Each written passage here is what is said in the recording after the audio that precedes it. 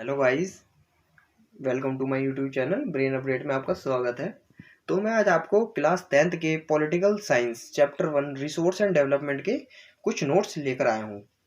ये चैप्टर बहुत इंपॉर्टेंट है, एज आप क्लास 10th में मान लें या एज आप किसी कॉम्पिटिटिव एग्जाम को क्रैक करने के लिए हो, तो इसमें से बहुत क्वेश्चन सबसे ज़्यादा पूछा जाता है। तो चलिए स्टार्ट करते हैं लेट ना करते हुए। तो क्या है रिसोर्स एंड डेवलपमेंट? तो सबसे पहले हम जानेंगे रिसोर्स एंड डेवलपमेंट है क्या चीज़। Everything available in your environment which can be use to satisfy your need. मतलब क्या करते हैं इन्वायरमेंट में, एवरीथिंग अवेलेबल है जो आपको क्या कर रही है, सेटिस्फाई कर रही है और आपकी नीड को फुलफिल कर रही है, प्रोवाइड कर रही है। And acceptable as a can be turn as a क्या कहते हैं, उसे रिसोर्स कहते हैं। तो ये हुआ क्या हमारा सबसे पहले रिसोर्सेज एंड डेवलपमेंट। तो आगे हम चर्चा करेंगे कुछ चीज़ों को लेके। Environmental into resources and use them.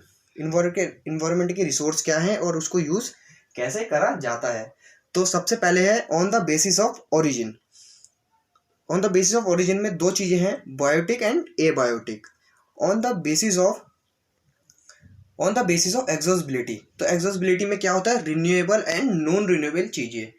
On the basis of ownership, ownership में पूछा था individual, community, nations and internationals. On the basis of status of development, तो इसमें क्या होते हैं, पोटेंशियल्स होते हैं, डेवलप्ड होते हैं, स्टॉक होते हैं एंड रिजर्व होते हैं। तो आइए हम नीचे करेंगे टाइप ऑफ रिसोर्सेज को अलग अलग करके डिवाइड करके इनके बारे में जानेंगे। तो सबसे पहले सबको पता होगा बायोटिक रिसोर्स क्या होता है। This are obtained in biosphere and have a life such as a human being, flora and fauna, fishers and live stocks. तो आपको पता लग गया होगा बायोटिक रिसोर्सेज के अंदर ये सब चीजें होती हैं जो ऑब्टेन्ड होते हैं बायोस्फीयर्स में। एंड हैव अ लाइफ होती है सच एज ह्यूमन बीइंग की, ये सब क्या है, बायोस्फीयर। आगे डिस्कस करेंगे abiotic resource. Abiotic resource क्या होता है, all this things which can are composed of non living things are called abiotic reserves. मतलब क्या है, ये जो सारी थिंग्स होती है कंपोज होती हैं और नॉन लिविंग थिंग्स होती हैं, उसे क्या कहते हैं, ए बायोटिक रिसोर्सेज। तो अब आगे करेंगे, क्या नाम है,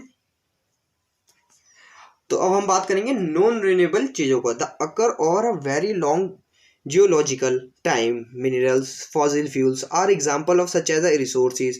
They can resource take a millions of year in their formation. Fossil fuel cannot be, आपको पता ही होगा fossil fuels कभी भी रिसाइकिल नहीं करा जा सकता। ये तो देखो बेसिक है, रिन्यूएबल और नॉन रिन्यूएबल चीज, ये तो डेली लाइफ बेसिस में सबको ही पता रहता है। लेकिन इसमें से क्वेश्चन पूछा जाता है रिन्यूएबल चीज होती क्या है, नॉन रिन्यूएबल चीज क्या होती है। तो फॉसिल फ्यूल सबसे ज्यादा पूछा जाता है। तो फॉसिल फ्यूल जो है वो कभी रिसाइकिल नहीं होता, तो उसको क्या कहते हैं, नॉन रिन्यूएबल चीज। ये सब आपने दिमाग में डाल लो गाइज, ये क्वेश्चन ऐसे में पूछा गया रिन्यूएबल चीज और नॉन रिन्यूएबल। तो फॉसिल फ्यूल्स कभी भी रिन्यू नहीं हो सकता। तो हम डिस्कस करेंगे दूसरा, on the basis of status of development. तो on the basis status of development में क्या होता है, एक होता है पोटेंशियल रिसोर्सेज। तो पोटेंशियल रिसोर्सेज के बारे में पढ़ेंगे, resources which are found in the region but have not be utilize. मतलब रीजन में पाया जाता है लेकिन उसको यूटिलाइज नहीं करा जाता है। एग्जाम्पल ले लेंगे हम इसका, हम the western part of Indian particularly Rajasthan and Gujarat have an enormous potential for the development for the wind and solar energy। ये है इसका एग्जांपल। तो ये होगी पोटेंशियल रिसोर्सेज। अब सस्टेनेबल डेवलपमेंट क्या होता है, तो मैं आपको बता दूं एक चीज को लेके सस्टेनेबल डेवलपमेंट में पूछा जाता है कि कोई से क्या है इसका मतलब। तो सस्टेनेबल डेवलपमेंट क्या होती है, economic mean develop should take place without damaging. मतलब डैमेजिंग को, इन्वायरमेंट को डैमेज ना करा गए। The end development in the present should not compromise with the meals of future generation. मतलब क्या कहते हैं, कॉम्प्रोमाइज नहीं करा जाता फ्यूचर जनरेशन को लेके। तो हम बात करेंगे, ये एक एसएससी में ऐसा क्वेश्चन है जो पूछा गया था, रियो डी जेनेरियो अर्थ समिट कब हुआ था। तो ये कब हुआ था, 1992 को हुआ था। तो ऐसे क्वेश्चन आ सकते हैं 10th में रिगार्डिंग भी है, और ये एसएससी कॉम्पिटिटिव किसी भी एग्जाम में ले लो, ये पूछा जा सकता है।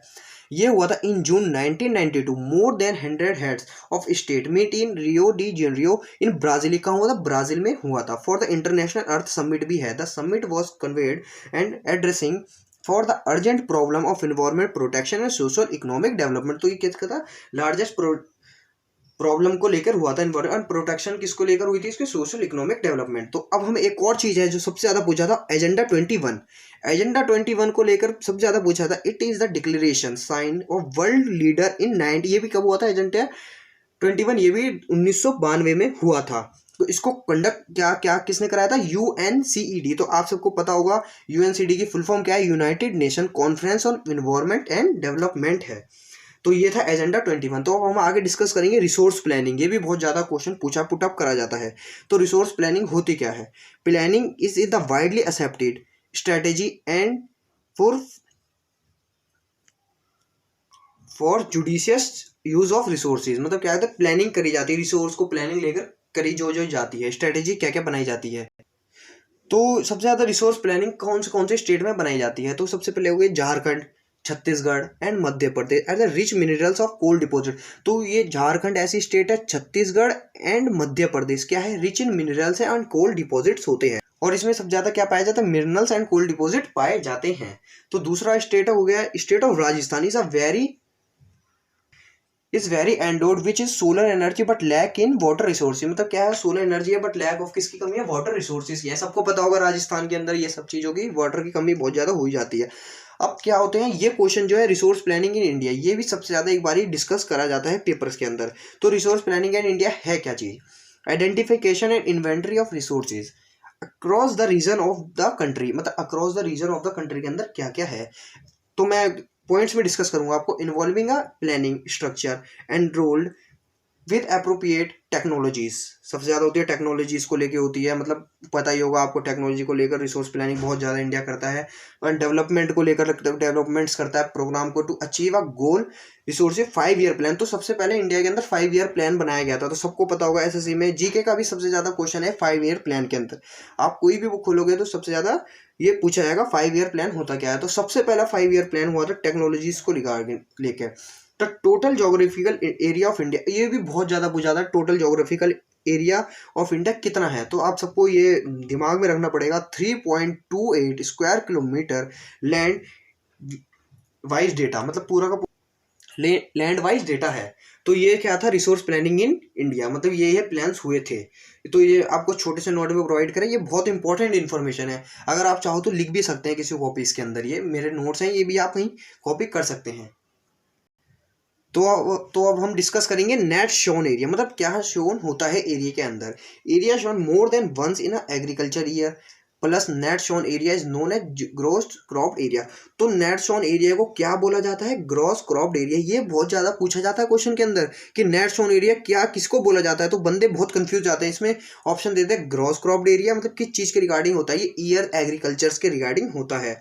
तो मैं आपको जो ये लिखा होगा तो ये दिमाग में डाल लीजिएगा अपने कि नेट शोन एरिया किसको होता है? ग्रॉस क्रॉप्ड एरिया के रिगार्डिंग होता है। क्रॉप से समझ जाइएगा, एग्रीकल्चर से पूछ रहा है ये, तो मतलब ग्रॉस क्रॉप्ड एरिया, मतलब दिमाग में डाल लीजिएगा ये सब चीजें। तो अब एक और मैं आपको मैंने ये आप ये सब देख रहे होंगे, ये मैंने बड़े बड़े अक्षर कैपिटल्स में लिख रखा है, ये बहुत इंपॉर्टेंट है। Forest area in the country is a far lower than the desired 33% of the geographical area. तो इसे क्या कहते हैं? नेशनल फॉरेस्ट पॉलिसी कब इन्वेंट हुई थी? 1952 में। तो गाइस अब आ रहा है सबसे इंपॉर्टेंट, जो सबसे आप कहीं भी लिख लो सबसे ज्यादा पूछा जा सकता है। तो क्या है वो? Classification of soil. तो आप सबको पता होगा सॉइल्स भी कितने टाइप की होती हैं, तो मैं आपको डिस्कस करूंगा। पहली है एलुवियल सॉइल्स। तो this is the most widely spread and important soil. तो ये सबसे ज्यादा फैली हुई और वाइडली स्प्रेड सॉइल है। तो ये कहाँ पाई जाती है? Northern plains made of alluvial soils. ठीक है, तो ये भी आप ध्यान रखिएगा। They have been deposit in by the 3 important Himalaya rivers. तो क्या होती है? डिपॉजिट कहाँ जाती है? 3 हिमालय रिवर्स के अंदर डिपॉजिट करी जाती है। तो आप सबको पता ही होगा, तो मैं आपको बताता हूँ कौन सी वो 3 रिवर्स हैं। Indus, Ganga and Brahmaputra. तो ये होती है 3 नदी, ये सबसे ज्यादा आप दिमाग में रख लीजिए, Indus, Ganga and Brahmaputra. Alluvial soil is a form of eastern coastal plain. तो क्या होती है? ईस्टर्न कोस्टल प्लेन भी होती हैं, इसे कहा जाता है। तो इसमें क्या है? Mahanadi the Godavari, the Krishna and the Kaveri reverse पे होती है। तो ये कौन सी साइड है? सारी की सारी एलुवियल साइड में क्या पाया जाता है? सैंड, सिलिट एंड क्ले होती है। ओल्ड एलुवियल सॉइल को क्या कहता है? क्या बंगर। मतलब इसमें क्या होता है? हाई कंसंट्रेशन सॉइल पाली जाती है। न्यू एलुवियल सॉइल में होते हैं खादर। इसमें क्या होता है? फाइन पार्टिकल्स होते हैं, मतलब बहुत कम पार्टिकल्स होते हैं। अब हम चर्चा करेंगे दूसरे ब्लैक सॉइल के बारे में। दिस सॉइल आर ब्लैक, इस कलर आर ऑल्सो नोन। अब ब्लैक सॉइल को क्या बोला जाता है? एक रेगुलर सॉइल भी बोला जाता है। ये क्वेश्चन पूछ लेते हैं कि ब्लैक सॉइल को क्या बोला जाता है? रेगुलर सॉइल्स बोला जाता है। तो इसमें क्या होता है? ग्रोइंग कॉटन होती है, ब्लैक एंड कॉटन सॉइल्स। आपने देखा होगा ब्लैक सॉइल मतलब कॉटन के ऊपर, जो आप कहीं जाओगे खेती वेती में तो वहाँ होती है कॉटन, तो उसे ब्लैक सॉइल्स बोला जाता है। तो ये कहाँ होती है? Deccan plateau made a lava flows. तो क्या कहते हैं इसे? लावा फ्लोस भी डेक्कन प्लेट्यू पे करा जाता है। The cover of plateau of Maharashtra, ये सब ज्यादा कहाँ कवर कर रहा है? ये चीज कहाँ कर रहा है? महाराष्ट्र में कर रहा है। तो अब एक और इंपॉर्टेंट करेंगे, red and yellow soils. Red soil develop on crystal line igneous rocks in area of low rainfall.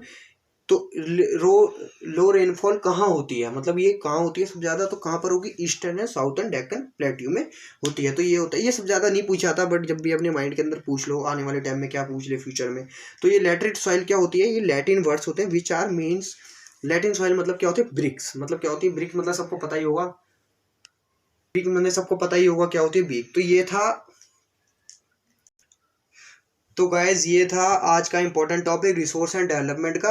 तो अगर गाइज आपको वीडियो अच्छी लगी हो तो लाइक करें, सब्सक्राइब करें एंड बेल आइकन को दबाना ना भूलिए। तो अगर आपको वीडियो अगर बहुत अच्छी लगी तो आप कमेंट करके ही बता सकते हैं, मैं आपको और वीडियो प्रोवाइड करूंगा नोट्स के साथ, मतलब आगे फ्यूचर में आने के लिए। तो अगर ये एक चीज़ और याद रखिए कि ये टेबल है, ये मैं आपको समझा देता हूँ। ये होती है रिसोर्सेज। तो रिसोर्सेज मतलब जो मैंने आपको पहले बताया था फर्स्ट में, तो मैं आपको एंड में बता देता हूँ। तो ये क्या है? नेचुरल, रिन्यूएबल और नॉन रिन्यूएबल चीज़ें। तो रिन्यूएबल चीज़ें क्यों होती है? कॉन्टिन्यूस, मतलब कि चलती रहती हैं, मतलब flow, wind and water. Non renewable में क्या हो गया? रिसाइकिल। एग्जाम्पल ले लो, मेटल, ठीक है। और नॉन रिन्यूएबल में क्या हो जाता है? आप सबको पता ही होगा नॉन रिन्यूएबल चीज़ क्या होती है? Fossil fuels. ये तो याद रख लीजिएगा माइंड के अंदर जाके। और ये होता है एक ये होता है रिसोर्सेज में, एक होता है ह्यूमन क्या बताता है? क्वालिटी बताता है, और एक क्वांटिटी बताता है, और स्ट्रक्चर एंड इंस्टीट्यूशन सारी की सारी बताता है। ये सब होता है ह्यूमंस के रिगार्डिंग। तो आपको वीडियो गाइस, तो थैंक यू, वेलकम, मिलते हैं नेक्स्ट वीडियो में। अगर वीडियो अच्छी लगी तो पक्का लाइक करिएगा।